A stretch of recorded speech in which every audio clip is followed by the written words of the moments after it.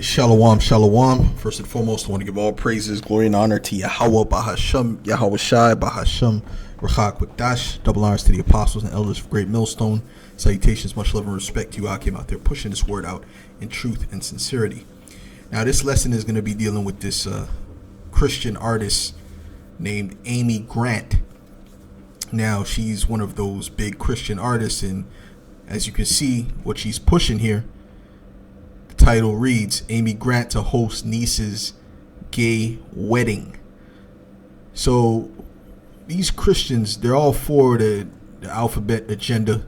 You know, they're all for Christmas and Easter and all these pagan holidays. But then they have something to say against us. Okay, when what we do, we deal with the scriptures. We deal with what the scriptures say.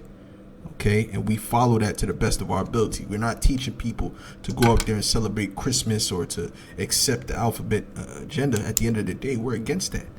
Okay, we're with the righteousness of Yahweh Shem Yahweh Shai. Okay, you see, but this is the fruits of Christianity, man. Listen, Christianity is nothing more than Satanism. Okay, that tries to mask itself with the Bible, but they don't do anything that's in the Bible. Okay. Now, let's get and that includes vocab, because vocab never speaks against this. He never speaks against. Matter of fact, he gets mad at us for speaking against this. So this is what you apologists, you Baptists, you Catholics. This is what you're all about, man. Okay. Let's get Matthew's 7, and I'll start at verse 15. It says, beware of false prophets, which come to you in sheep's clothing, but inwardly they are ravening wolves. Yeah, they'll speak with the soft voice, and they'll say those motivational speeches, which that's all these modern day Christian pastors are. They're motivational speakers. That's it. But they're not giving you the truth. It says, ye shall know them by their fruits. All right. Do men gather grapes or thorns or figs or thistles? Even so, every good tree bringeth forth good fruit, but a corrupt tree bringeth forth evil fruit. And this is the corruption of, like I said, Christianity. Okay, it's bringing forth what? Evil fruit, man. You don't want to do a side-by-side comparison of what the Hebrew Israelites have done on the earth and what so-called Christians have done on the earth. But then we'll bring up these different things, okay? I'm talking about recent things. I'm talking about serial killers. I'm talking about alphabet people. I'm talking about transformers that all identify as Christians. But then if we bring that up, they're not real Christians. They can just say that. They can say no matter any wickedness that the Christian church does, or the people that are associated with it, they can just say, oh, they're not real Christians. But that's the hypocrisy, because we as Hebrew Israelites, we can't say that. Although there's all different sects of Hebrew Israelites. There's Hebrew Israelites who don't believe in the New Testament. There's Hebrew Israelites who don't believe in all the 12 tribes being of the 12 tribes. There's certain Hebrew Israelites that only believe the tribe of Judah will be delivered. Just like in the time of the Lord, there was this different sects. There were the scribes, the Pharisees, the Sadducees, that all had different beliefs. And then there was the truth, okay, which the apostles and elders of Great Millstone on down, we have that through the spirit of Yahweh Shem Yahweh Shai. It says, even so, every good tree bringeth forth good fruit, but a corrupt tree bringeth forth evil fruit. A good tree cannot bring forth evil fruit, neither can a corrupt tree bring forth good fruit. And those of that fell off from this truth, okay, of being in the truth, I'm talking about the truth that we have. Let's say they fell off, right? One thing about them, they usually they continue teaching, but then they when the spirit leaves from them, right, they just slowly start to break the doctrine down more and more until they get worse and worse. And that goes back to that scripture, right? And that doesn't mean that, oh, that was a corrupt tree bringing forth evil fruit. No, because if that was the case, you would have to say that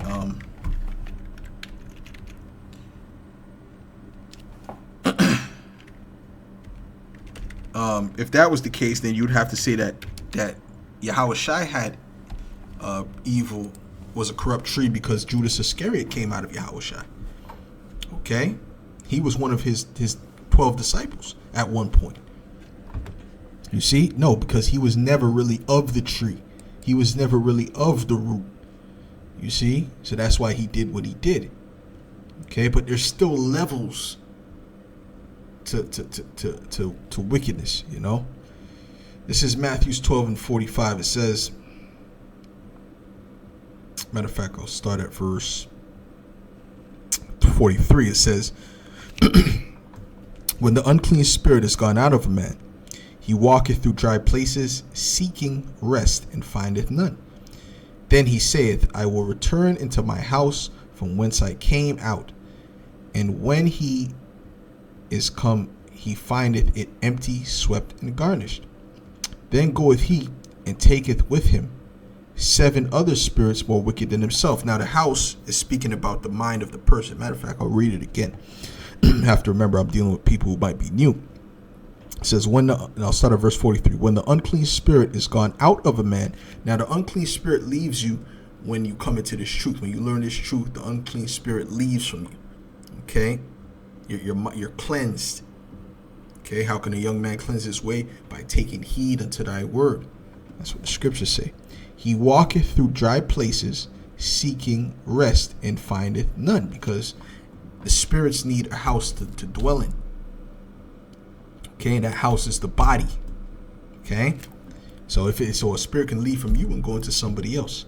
Which there's a video of that, and you see like a spirit leaving an individual, and they're just walking, right? You see a spirit leaving an individual, and the dude is walking in a particular fashion. He stops walking like that when the spirit leaves, and the spirit jumps right into another person, and then he starts walking like that. And this is caught on video. Okay. Okay, it says, then he saith, I will return into my house from whence I came out. And when he is come, he findeth it empty, swept, and garnished. This is when you start to leave. This is when you start to leave the truth, okay, or leave from the way. That spirit leaves you. I mean, that spirit comes back, okay, but doesn't come back alone. It says, then goeth he and taketh with himself 7 other spirits more wicked than himself, and they enter in and dwell there, and the last state of that man is worse than the first. Even so shall it be also unto this wicked generation. Okay, so you come into this truth, and if you leave this truth, then guess what? You're going to have more wicked spirits on you than you did when you came into the truth. This is why it's very fearful to leave this truth. It's very, very fearful. Okay. Now this is Isaiah 8:20. Okay. It says, to the law and to the testimony, if they speak not according to this word, it is because there is no light in them. In the Christian church, they do not speak according to the words of the Most High, the words of the scriptures. They speak according to their heart. Like I said, it's all about motivational speaking and giving their testimony and all this nonsense. All right? Which is nothing wrong with giving your testimony, but that could never go above the words of the Most High. You see what I'm saying? Right? The word of the Most High is what's most important. It's just, truth is not about you and your testimony. Right? There's these Christians that came up to us, and then they started to ask, oh yeah, and we start breaking down the scriptures about certain questions they had. And then, he got cut in the spirit, and the first thing he wanted to ask me is, what's your testimony? Give me your testimony. As if that's going to prove if the Most High is dealing with me or not, based upon my testimony of how I came into this truth. How did the Ethiopian eunuch came into the truth? Basically, Philip just taught him. Philip taught him. That's how he came into the truth. It wasn't no miraculous, and then the clouds opened up, and, a bag of money came on my doorstep, and there was a note in it, seek God. And I said, no, it doesn't have to be like that. Some people just came into the truth just based upon believing, based upon faith. That's it. All right. Although if I did tell you how the story of me coming into this truth is wild, man. Okay. You probably wouldn't even believe it. Okay. So it says, to the law and to the testimony, if they speak not according to this word, it is because there is no light in them. Okay, and there's no light in these so-called Christians. That's why they're able to push. They let all this wickedness be swept under the rug, which the Lord hath commanded the watchmen.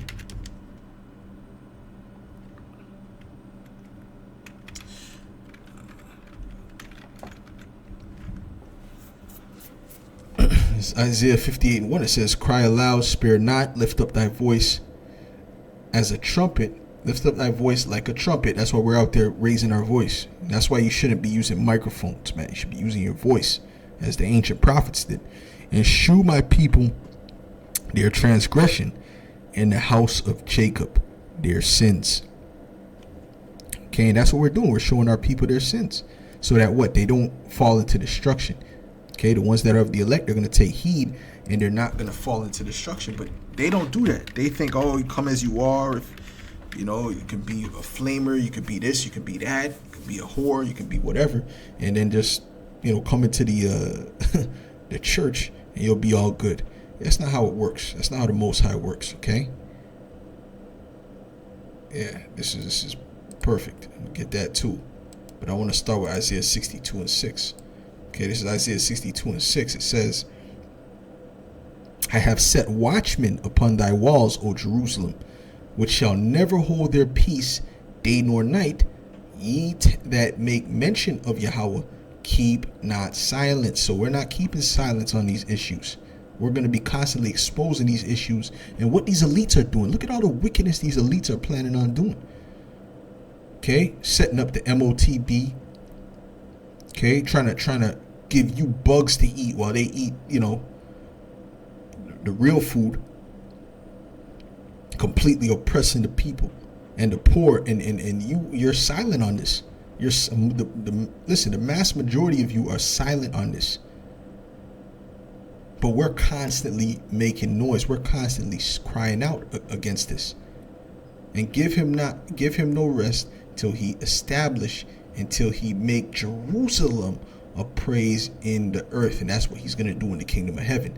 So you trying to act like Jerusalem or the Israelites are not significant and this and that, and they're just like everyone else. Everyone needs the Lord to be delivered. No, the Lord is coming to deliver the Israelites. He's not coming to deliver any other nation but the nation of Israel.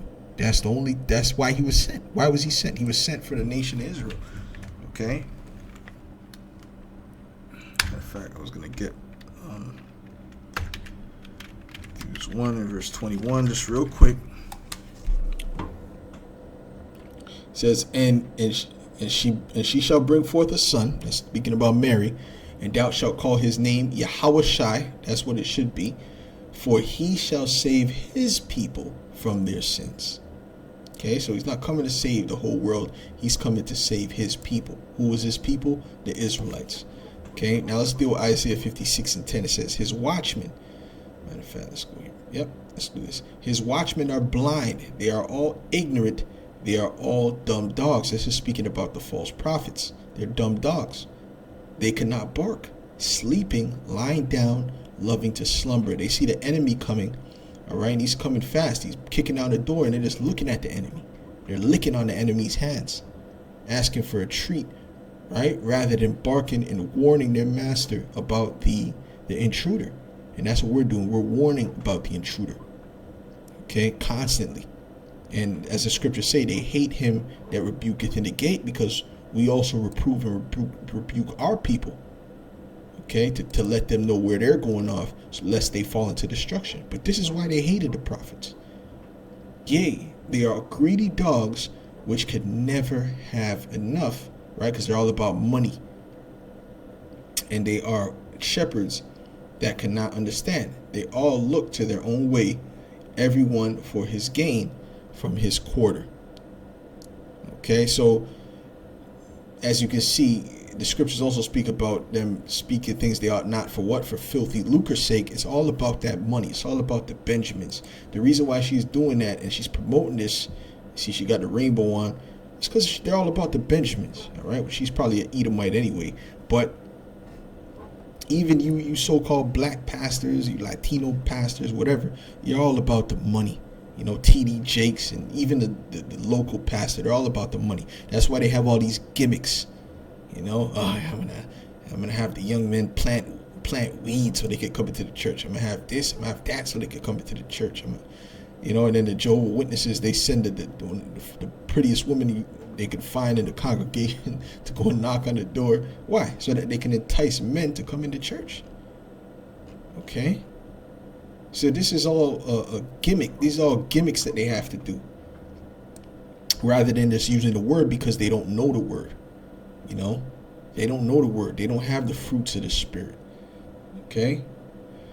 Now let's deal with this, right? Because even in the New Testament, it speaks against that alphabet stuff. It speaks against it, and you can see where that's headed. That's headed down a real dark path.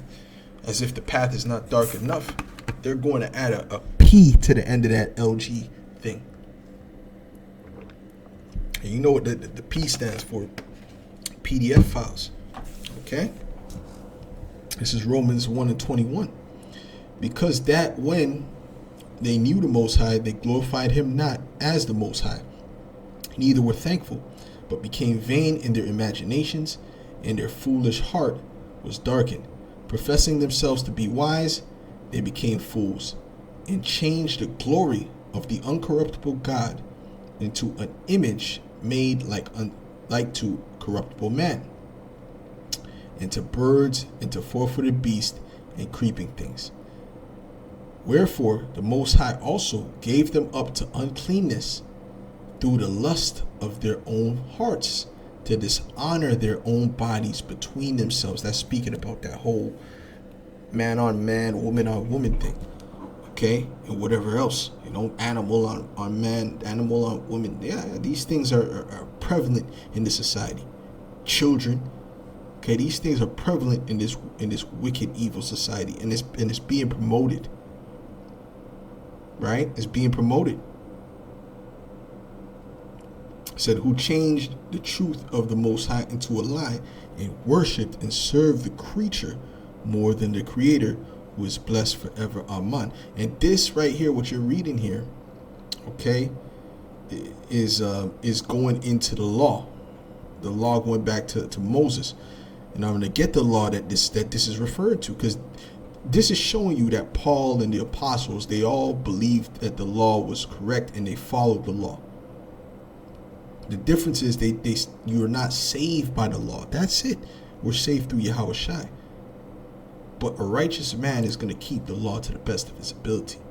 Okay? It says, for this cause the Most High gave them up unto vile affections, for even their women did change the natural use into that which is against nature. Okay? Which the natural use of a woman is you take her, you sleep with her, and then what? Children are produced. Family is produced. Okay? And likewise also the men, leaving the natural use of the woman, burned in their lust one toward another, men with men. What do you think that's about? Working that which is unseemly, and receiving in themselves that recompense of their error, which was meet. What was the recompense? AIDS, okay? HI to the V, okay? You see, or the pox, the baboon pox. You see, all these different things are rewards, and that's why their health care is so much higher than the average person, because it comes with so many diseases. Okay, because that's how the Lord set it up, man. Now, this is the word for unseemly. It says that which is unseemly, shame. It's a shameful thing. Okay, a shameful act. Okay, of one's nakedness, shame. This is shameful, man. This is why you have a term called in the closet, man. Okay, you got a term called in the closet, and that's mainly for our people, because they know they're doing wickedness when they do that. Okay, the word in the Greek is aske mosune. All right, but they know that they're doing wicked when they do that. That's why they keep it on the low. You see Esau, especially Amalek. There's so many Amalekites that are, I think they might be the most alphabets. Okay, it might be Amalek, man. It's crazy, because these are supposed to be the people of the Most High, but naturally they're just wicked. Makes no sense. But Jake knows it's wicked. That's why they have to be in the closet, man. says, yeah, that's pretty much it on that. Now I want to get the law in Leviticus to show you it all goes back to the law. You know, it all goes back to the law because the law is righteousness. Why would you be against having a proper dietary law according to what the Most High created to be eaten? Everything was not created to be eaten. It's just that simple. It's just that simple. A skunk was not created to be eaten, man. An eel was not created to be eaten. Okay, so oysters were not created to be eaten. There's certain things that the Most High put in this earth for men to eat. That's why when Noah was putting things on the ark, he put 2 of the unclean, and then he put 7 of the clean, because the clean need to be more than the unclean, because the clean are going to be eaten. Listen, man. Yo, I'm telling you, man, these people, they have no understanding, and they're ignorant. They're willingly ignorant. This is Leviticus 20:13. It says, if a man also lie with mankind as he lieth with a woman, both of them have committed an abomination. They shall surely be put to death. Okay, that's what it's supposed to be. Okay, in a righteous society. Not that you can't do this here. Here you just let them do what they do. The Lord is going to bring that judgment. But this is what it was in the ancient world, in a righteous society. It says their blood shall be upon them. In certain places around earth, this still goes on, man. Certain places in Africa, okay, they still apply these things, man. Because this ain't, listen, people know this is wrong. And what is Esau trying to do? The Edomite, the so-called white man, what is he trying to do? He's trying to spread this mindset across the whole planet Earth. This is why we know he is the wicked. The scriptures call him the border of wickedness, meaning everywhere he goes, wickedness follows, man. This is what he's pushing in the earth. This is what his military is there forcing upon people. Okay? Not to help, not to build up their economy, because they're the ones sucking out the natural resources out of their economy. So they're not there to build up the economy. They're there to build up wickedness in that place, man. So, you know, you clearly see that these Christians don't got it. These Christians don't have it. They're completely wicked. And I want to get Romans 3:31 too. Okay, and they're major hypocrites, and that's why people are leaving the church too, because they see the hypocrisy of it. This is Romans 3 and verse 30. It says, seeing it is one power, which shall justify the circumcision by faith and the uncircumcision through faith, which are both Israelites. You got Israelites of a circumcision who were born into this Israelite custom, you know, circumcised on the 8th day or whatever. You know, they kept the custom from their youth up. Those are the circumcision, you know.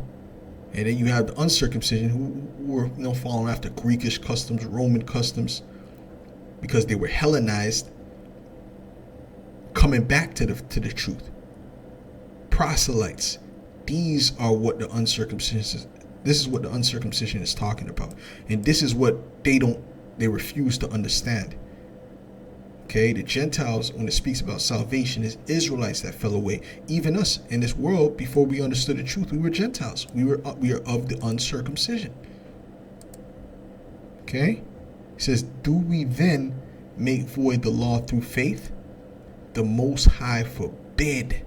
Yea, we establish the law. What law? The law of Moses. I just read one of the laws, and this is why he mentioned this in Romans 1, because that goes back to the law. Why didn't they jump up and say, "Oh no, Paul, that ain't right"? Because, you know, we not under the law anymore. We can do what we want. We can lay with what we want, who we want, when we want. You know, commit adultery. Can eat whatever. Well, Peter didn't even eat the things in the dream when the Most High sent it down in a napkin, because that's not what the dream meant. It had another meaning, and it was clear. It tells you what the other meaning is. The meaning was dealing with Cornelius, man, and those 3 men that came to him. That's why it happened 3 times. See, they'll try to use anything to justify them just continuing to be wicked, and the Lord is going to destroy you if you don't leave from that false religion. Okay. Anyways, with that, Lord willing, that was edifying to the elect. I'll say shalom.